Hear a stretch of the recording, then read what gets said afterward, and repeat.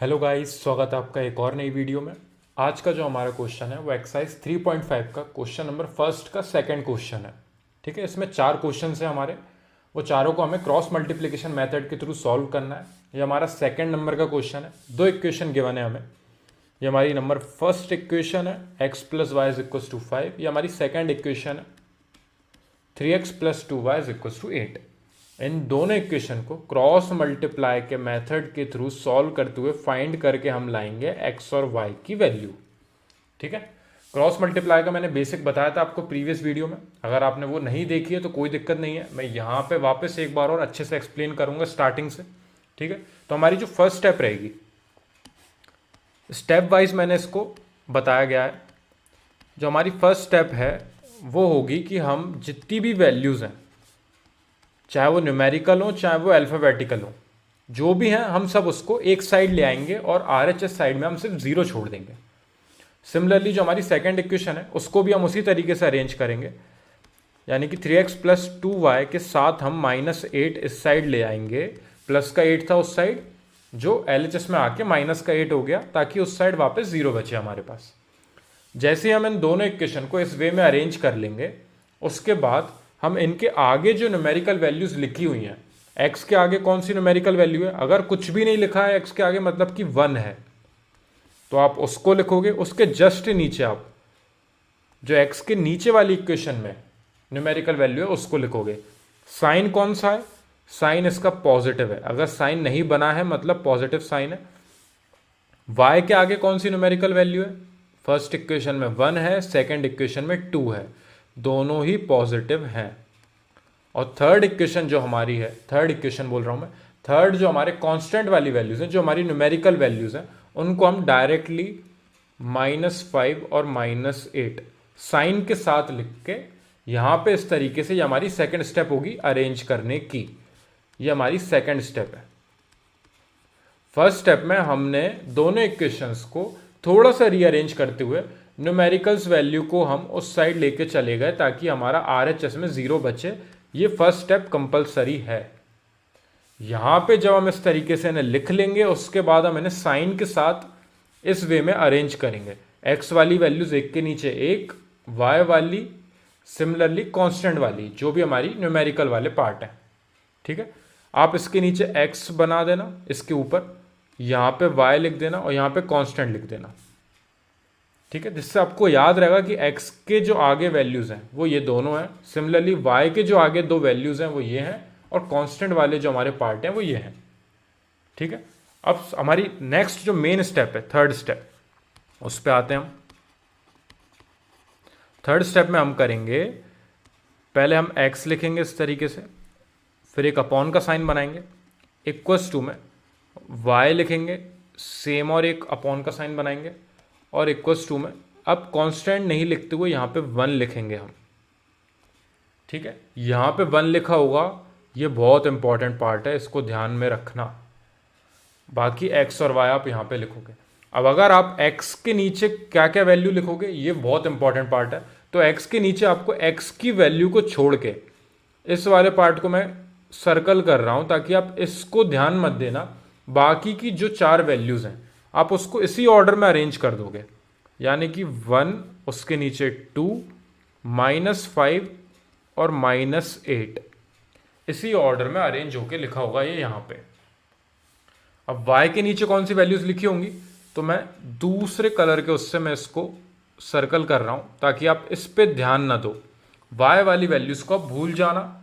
अब जो कांस्टेंट वाली वैल्यूज हैं, यानी कि -5 और -8, वो आप पहले लिखोगे। याद रखना, y के नीचे कांस्टेंट वाले पार्ट को पहले लिखेंगे और फिर उसके जस्ट बाद में x वाले पार्ट को, यानी कि 1 और 3 को यहां पे अरेंज करेंगे। अब कांस्टेंट की बात आई, कांस्टेंट की बात आई तो मैंने इसको ब्लू से सर्कल कर दिया। अब कांस्टेंट वाले पार्ट को मैं नहीं देखूंगा, सिर्फ x और y के जो नीचे वैल्यूज लिखी हुई हैं हमारी, यानी कि 1 और 3 और यहाँ पे 1 और 2, आप उनको यहाँ पे नोट डाउन करोगे। क्लियर है, ये आपकी थर्ड स्टेप सबसे इंपॉर्टेंट स्टेप है। इस तरीके से इसको अरेंज करना, उसके बाद क्रॉस मल्टीप्लाई करना। अब यहाँ पे आपको इसका मल्टीप्लाई करोगे आप सेम इसका मल्टीप्लाई करोगे, तभी इस मेथड का नाम क्रॉस मल्टीप्लाई मेथड पड़ा है, क्योंकि आप इसको क्रॉस में मल्टीप्लाई करते हुए सॉल्व करके एक्स और वाई की वैल्यू फाइंड करते हो। ठीक है, ये एरोज आप इस तरीके से बना लेना जिससे आपको दिमाग में रहेगा कि आपको किसका किसके साथ मल्टीप्लाई करना है। ठीक है, मैं नेक्स्ट पेज पे आ रहा हूँ क्योंकि यहाँ पे पूरा सॉल्व नहीं हो पाएगा ये क्वेश्चन, तो मैं इस स्टेप को एक बार और पीछे लिख लेता हूँ नेक्स्ट पेज पे।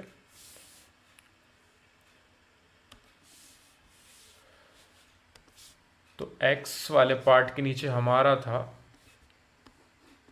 1 - 5 2 and -8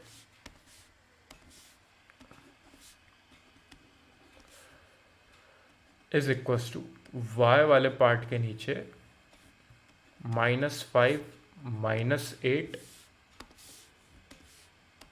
and 1 and 3 1 and 3 और जो हमारा कांस्टेंट यानी कि हमारा जो 1 के नीचे जो है वो है 1 3 1 and 2। ये क्लियर है? एक बार और हम एरोस बना लेते हैं यहाँ पे किस तरीके से क्रॉस मल्टीप्लाई करेंगे। तो पहले आप 1 का -8 में मल्टीप्लाई करोगे, उसके बाद 2 का -5 में। ये ऑर्डर याद रखना बहुत ज़रूरी है कि आप पहले किस और किसका मल्टीप्लाई कर रहे हो। मैं उन पर सर्कल बना देता हूँ ऐसे, इनका आप पहले मल्टीप्लाई करोगे। सेम यहाँ पे आप इन दोनों का पहले मल्टीप्लाई करोगे और यहाँ पे आप इन दोनों का पहले मल्टीप्लाई करोगे। वही क्रॉस में आपको मल्टीप्लाई करना है।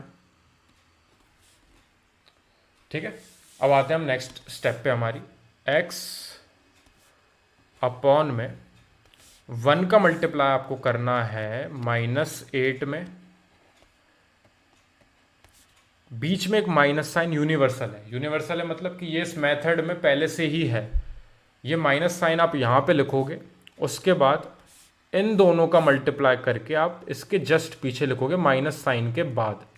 ठीक है, ये -5 जो इसका माइनस का 5 है, इसका जो माइनस साइन है वो यहाँ पे पहले से ही है, और ये जो बीच में माइनस साइन है ये फॉर्मूले में है हमारे, ये मेथड में है, क्रॉस मल्टीप्लाई मेथड में।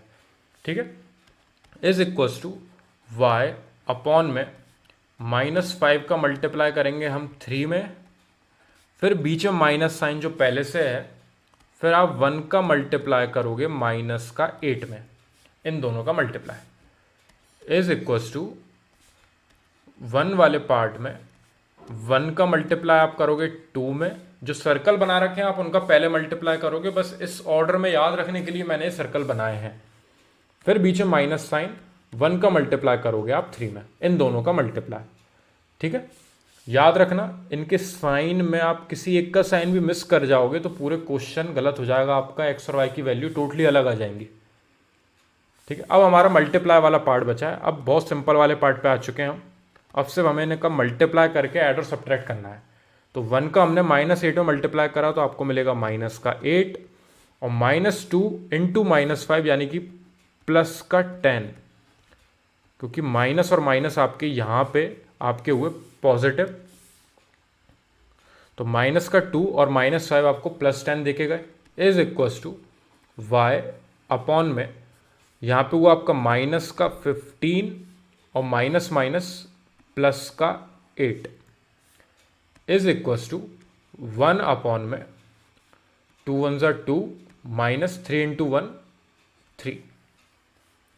ये आपकी बिल्कुल लास्ट स्टेप पे आ चुके हो आप। अब यहाँ से आपको बस इनको ऐड और सब्ट्रैक्ट करना है। जहाँ से जैसे कि यहाँ पे 10 में से आपके 8 सब्ट्रैक्ट होगा तो आपको 2 बचेगा, इज इक्वल्स टू y के नीचे आपके पास -15 में से 8 गए तो -7 बचेंगे, इज इक्वल्स टू 1 अपॉन में 2 में से 3 गए आपके तो -1 बचेगा आपका नीचे इस साइड। x वाले पार्ट को टोटली हमने सॉल्व कर लिया मल्टीप्लाई करके, ऐड और सब्ट्रैक्ट करके, सेम y वाले पार्ट को और सेम 1 वाले पार्ट को यानी कि कांस्टेंट वाले पार्ट को। अब हम ये x वाले पार्ट का मतलब इसको कंपेयर करेंगे इसके साथ। ये तीनों आपस में इक्वल है तो आप ये x वाले पार्ट को इस न्यूमेरिकल वाले पार्ट से इक्वल करोगे, सेम y वाले पार्ट को भी इस न्यूमेरिकल वाले पार्ट से इक्वल करोगे, जिसकी वजह से आपकी x और y की वैल्यू आ जाएगी। यहाँ पे कर देता हूँ मैं। तो यानी कि आपका x अपॉन में 2 वाला जो पार्ट है वो -1 के इक्वल है, क्योंकि 1 अपॉन में -1 आपका -1 ही होगा। ठीक है, अपॉन में 1 नॉर्मली आप हटा देते हो क्योंकि आप लिखते नहीं हो अपॉन में 1, और ये माइनस साइन जो है ये ऊपर आ जाएगा, तो आपका x अपॉन में 2 इज इक्वल टू -1। सिमिलरली आपका y अपॉन में -7 इज इक्वल टू -1 के इक्वल है, क्योंकि ये तीनों आपस में इक्वल है। तो आप याद रखना ये जो वेरिएबल है यहाँ पे x, इसको आप किसके इक्वल करोगे, ये 1 वाले पार्ट के इक्वल, इस साइड वाले पार्ट के इक्वल। अगर आप इन दोनों को आपस में इक्वल करोगे तो आपके x और y दोनों यहाँ पे रिमेनिंग रहेंगे, तो आप फाइंड नहीं कर पाओगे x और y को। तो आपको पहले इसको उठा के कांस्टेंट वाले पार्ट के इक्वल करना है, देन आप ये y वाले पार्ट को इसके इक्वल करके y की वैल्यू निकालोगे।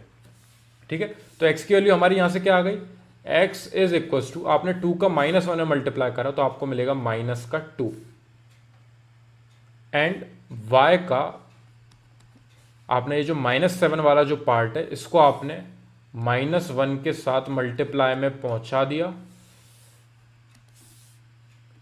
और आपको मिलेगा ये माइनस माइनस कैंसिल हो जाएंगे, प्लस का साइन बनाएगा और 7 आ जाएगी आपकी y की वैल्यू।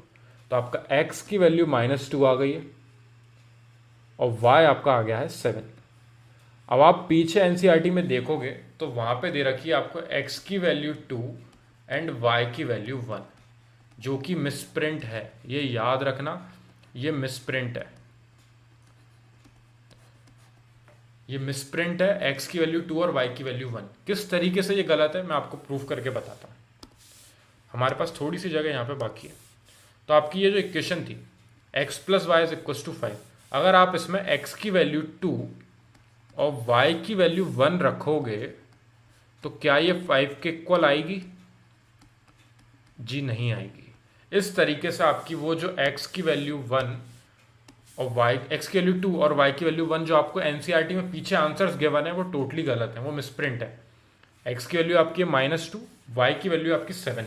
आप पुट करके देख लीजिए, x की वैल्यू अगर आपने -2 और y की वैल्यू आपने 7 पुट करी इज इक्वल टू 5, साथ में से आपके 2 सब्ट्रैक्ट हो जाएंगे तो आपको ये दोनों वैल्यूज इक्वल मिलेंगी। सेम आप इस वाली इक्वेशन में पुट करके देख लीजिए, 3 का आपने मल्टीप्लाई करा -2 में, प्लस 2 का मल्टीप्लाई करा, y की वैल्यू आपकी 7 इज इक्वल्स टू 8, तो ये वाला पार्ट 8 के इक्वल आना चाहिए। तो 3 का आपने -2 में मल्टीप्लाई करा तो आपको मिलेगा -6, और 7 2 आपको मिलेगा 14, और 14 में से आपके 6 जाएंगे तो आपको बचेंगे 8। ये दोनों 8 के इक्वल, मतलब 8 इज इक्वल्स टू 8, यानी कि ये इक्वेशन और ये इक्वेशन तभी सेटिस्फाई कर रही है जब आपकी x की वैल्यू -2 और y की वैल्यू 5 है, y की वैल्यू 7 है। तो जो एनसीईआरटी में पीछे आपको आंसर्स गिवन है x is equal to 2, y is equal to 1, ये मिसप्रिंट है, ये याद रखना, इन पे फोकस मत करना। आप आरडी में एक बार रीचेक कर लेना, वहां पे आपको सही आंसर्स दिख जाएंगे। क्लियर है? क्रॉस मल्टीप्लाई करो, सबसे इंपॉर्टेंट पार्ट, किस तरीके से आप x के नीचे इनको वैल्यूज को अरेंज करोगे, सेम y के नीचे, एंड देन जो आपका कांस्टेंट वाला पार्ट है उसके नीचे। उसके बाद याद रखना ये जो मैंने सर्कल बनाए हैं इनका पहले मल्टीप्लाई करेंगे, देन बाद में बाकी के बचे कुछ 2 का। सिमिलरली इधर भी एंड देन इधर भी। उसके बाद ऐड और सब्ट्रैक्ट करके आप ऐसी पोजीशन पे पहुंच जाओगे कि वहां से बस आपको ये x वाले पार्ट को कांस्टेंट वाले पार्ट के इक्वल करना है, सिमिलरली y वाले पार्ट को कांस्टेंट वाले पार्ट के इक्वल करना है, ताकि आपके x और y दोनों की वैल्यू निकल आए। क्लियर है? कोई भी डाउट हो आपको इस क्वेश्चन में या इससे पहले वाला जो मैंने क्वेश्चन करवाया था उसमें, तो आप मेरे को कमेंट सेक्शन में बताना, हम उनको सॉल्व करके नेक्स्ट क्वेश्चन पे बढ़ेंगे क्रॉस मल्टीप्लिकेशन मेथड से। क्लियर है? Thank you very much for watching this video.